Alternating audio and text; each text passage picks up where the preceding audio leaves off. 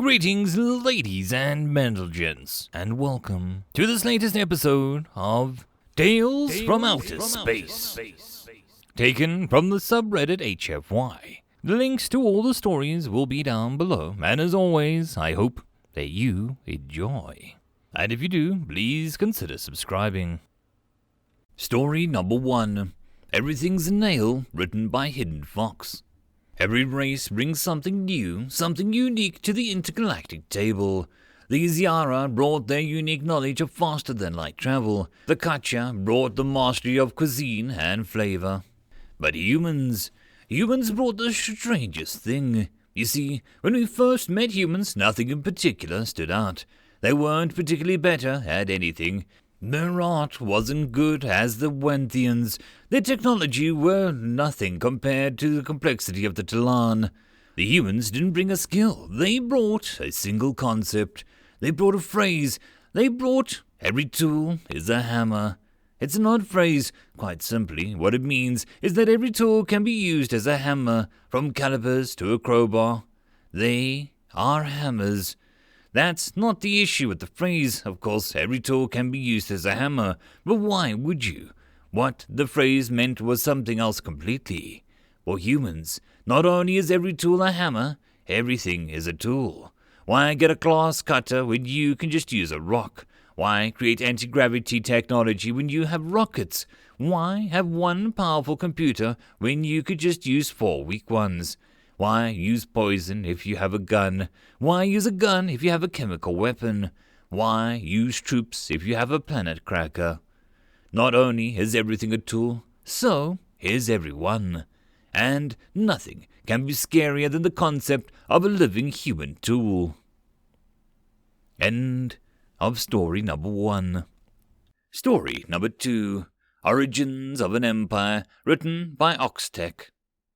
The king rose from his seat, cup and his saucer in hand. He walked towards the window and opened up the wooden case. From within he drew 2 pipes and, lighting them on a nearby candle, offered one to the Godi ambassador.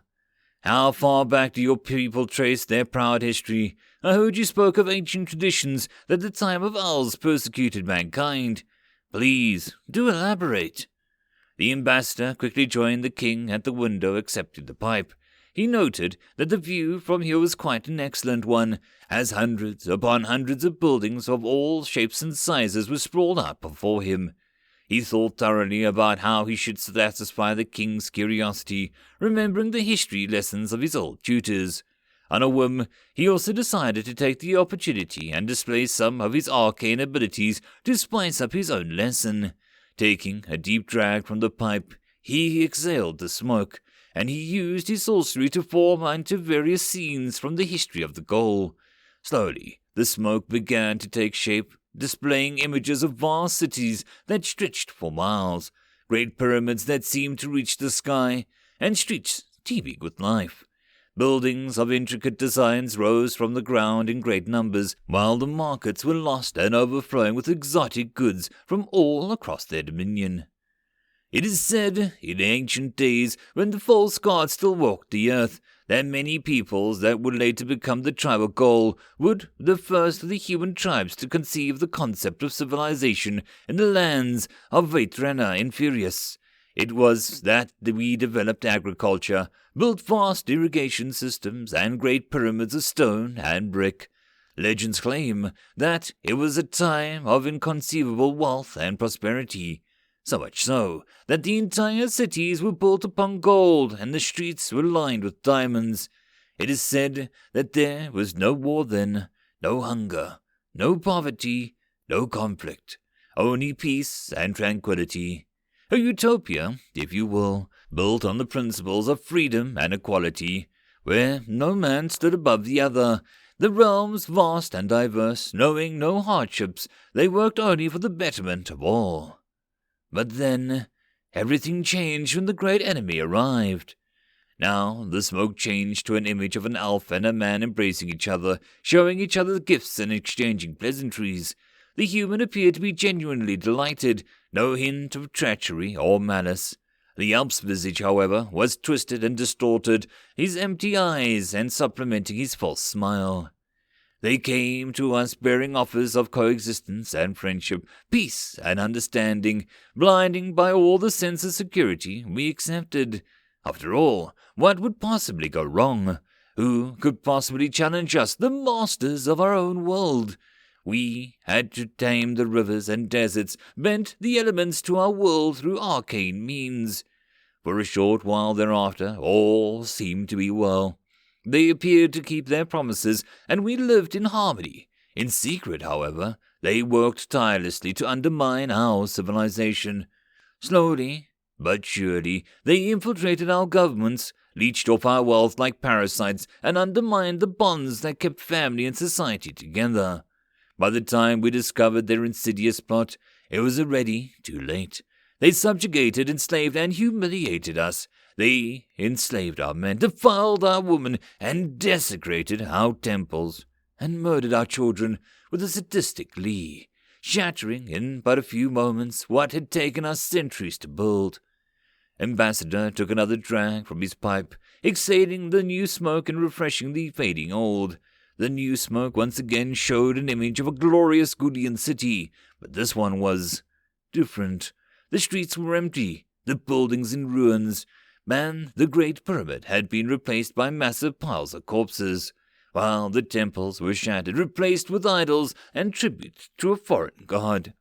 We fought back, of course. We raised great armies, invoked the blessing of our gods, and fought a great ferocity.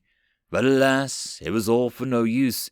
Our armies were shattered, for all the gods refused to answer, and even the strongest of wills can be broken if pushed far enough. It was then, in our darkest hour, that the prophet Ghoul emerged. Legend claims that he was twice the size of an ordinary man, with skin that glistened like gold in the sun, and flesh impervious to spell and sword. He possessed a magical prowess far beyond the comprehension of you and me, as it is said that with but a thought he could raise mountains from the earth and summon storms that engulfed the horizon. It was he who answered our pleas for help when no one else would, and it was he who offered us deliverance from certain doom. The image of the smoke now changed to a silhouette of a man who appeared to be the very definition of a perfect human, though his face was obscured by a golden mask. The rest of his body was built entirely of muscle, his skin glamorous and smooth, while his eyes blazed like scarlet embers. Alone he stood amongst what he seemed to be an endless horde of elvish warriors, their visages twisted with fear, desperation, and malice. With but a flick of his fingers, their flesh was torn from their bodies, and as though they were being mauled by an invisible beast. With a great power, he wrought righteous vengeance upon the subhumans, casting upon them a curse so terrible that even now, thousands of years later, I dare not utter words spoken on that day, lest my dreams and those of my offsprings would be haunted by the nightmares for all eternity. He spoke, a shiver went down the ambassador's spine, and so did the smoke twisted to a scene of nightmares and madness. Disgusting creatures creeped out of mutated corpses, feasting on the swarm of maggots and were eating away at the intestines. The ground beneath them seemed to twist and die. Lush fields slowly turned into haunted desert. The land itself was cursed to deny the elves their spoils, and their souls were consigned to an eternal suffering. To replace what was lost, Prophet Ghoul, peace be upon him, raised a bridge of ice over the vast ocean, promising us a new land if we only followed him.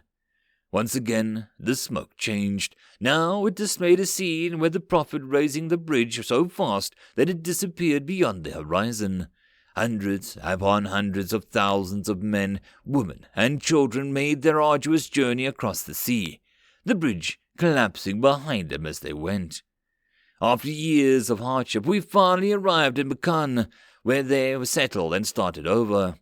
However, it was not long before we noticed that we were not alone, for this land, too, the great enemy dwelt. Once they came for promises of friendship and love, but this time we saw their lies for what they were and struck them down. It was then that the great prophet Ghoul proclaimed the first great tyrant, empowering him with his divine mandate to rule over all that remained of the mankind, and to cleanse this brave new world of all who would oppose us. The tribes of man, in their unsending gratitude, then swore to Ghoul that their souls and the souls of their descendants would find no peace until the great enemy was vanquished and Makan finally theirs. And in turn, Ghoul swore to walk a path of torment until they succeeded. It was thus that the great struggle began, and tyranny was forged from the flames of vengeance and tempered by the woes of betrayal.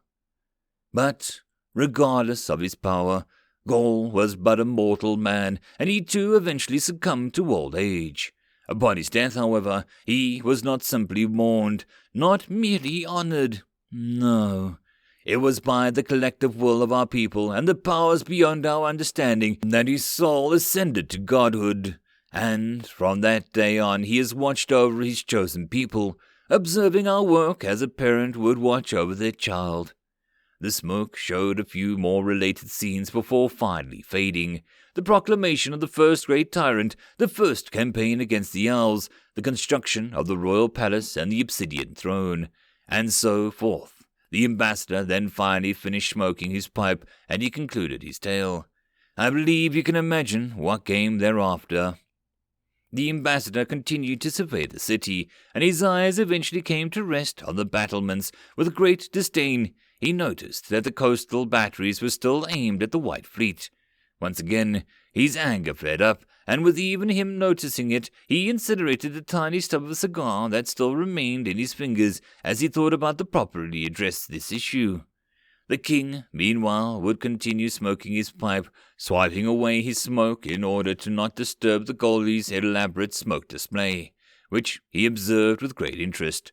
Whilst the facts were likely skewed and the legend exaggerated, he thought of the current state of Voltrena, the north of which was civilized enough to perhaps nearly rival Cavatar, whilst the south was a wreck, a shadow of its former self if the ambassador's tale was indeed true. Inhabited by savages and barbarians, it was nothing more than a cake for great powers of the old world, to be carved up and colonized as they pleased.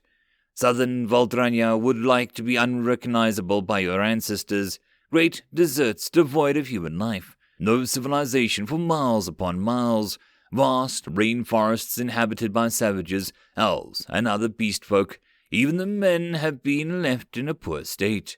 To teach these people the wonders of civilization is our sacred cause, and this is where our armies have gone most recently, to tame these violent wastes and bring order to the chaos. Then the curse did what it was intended to do. Certainly the elves are the descendants of those who first wronged us, and it fills me with the joy that they have been humbled. And these men, perhaps they are our distant cousins, descendants of those few who were left behind. In any case, I doubt that they still have anything in common with us if they are, as you say, true. You may deal with them as you see fit. I doubt that the great tyrant would object to a nation of pure as yours bringing the civilization once more. The ambassador's eyes remained fixed on the battlements, perhaps hoping that the king would notice. While he did so, he thought about the elves that still remained in Voltrena, inferious. A mere thought of those subhumans may still defile the ruins of the ancestors disgusted him. If you permit it, I am sure that the tyrant would be more than happy to provide funds and materials to aid you in your conquest of our ancient lands. Perhaps, if our friendship blossoms, I could even convince him to spare a few legions. I assure you, they are the best of what they do. You'd be surprised at how many subhumans manage to hide in dark corners, invisible to the untrained eye.